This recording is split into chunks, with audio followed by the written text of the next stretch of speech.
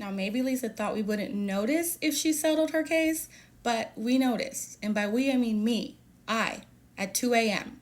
Around 2:30 this morning, I realized I was going to be up all night, and when I can't sleep, I like to mind other people's business. So last night, I decided to mind Lisa Barlow's business. And I went and looked up that $400,000 lawsuit that she said was dismissed. So William McGeary, in his capacity as the McGeary family trustee, sued VIDA Tequila, John Barlow, and Lisa Barlow. Because back in 2022, John sat down with David McGeary, who apparently has been a friend of John and Lisa for like 20 years. So John went to him and let him know that he needed an investment or a loan for VIDA Tequila because they were having difficulties sourcing certain raw materials.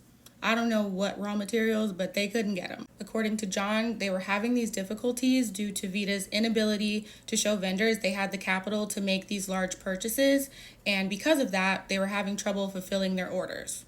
David let John know that his dad, William McGeary, was the trustee of a family trust that did have those funds available for a possible investment or loan, and then David went back to his dad and explained what John said these funds would be used for. On or about December 21st, 2022, the trust entered into a promissory conversion note in the principal amount of $400,000, and the loan was funded on December 27th, 2022. The trust would not have entered into any note or loaned VIDA any money if not for John's statements and assurances that the funds would be used to purchase raw materials. VIDA agreed to repay the $400,000 principal plus 5% interest, and they also agreed that the loan would not be converted unless both parties agreed. John Barlow guaranteed VIDA's obligations personally. The date of maturity for the loan was December 27th, 2023, and a month before, on November 27th, the trust sent a letter via certified mail to VIDA, John Barlow, explaining that the loan would not be converted and it did have to be repaid. John and David did have discussions about doing some other deal, but that never happened. The deal was never agreed upon. So they were expecting full repayment of this loan, but as of August 13th, 2024, they had not received any funds. Now, because no payments were made, this complaint was filed. So the first cause of action is breach of contract, and the plaintiff claims that the defendants, VIDA and John, agreed in the note to pay the full $400,000 principal plus 5% interest no later than December 27th, 2023.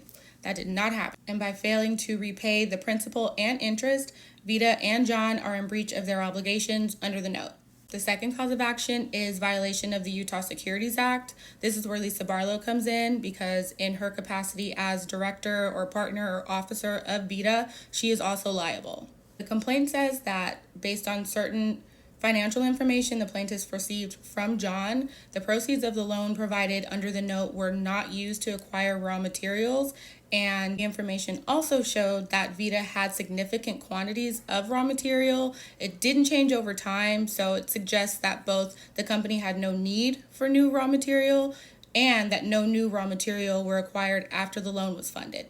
The plaintiff says they never would have agreed to enter into the note or to fund a loan of any amount, let alone $400,000, if it had not been expressly stated that the funds were going to be used to acquire raw material. The complaint goes on to say that given the large quantities of raw materials VIDA already had on hand, John and VIDA could not have reasonably believed that at the time John made the representations that any significant portion, let alone all of the $400,000 proceeds, would be used to acquire raw materials, or that VIDA needed the funds for the purpose of acquiring raw material. The complaint goes on to say that the defendants offered and sold security in violation of Utah code by making untrue statements of material fact, making them liable to the plaintiff for the cost of security, $400,000 plus 12% interest.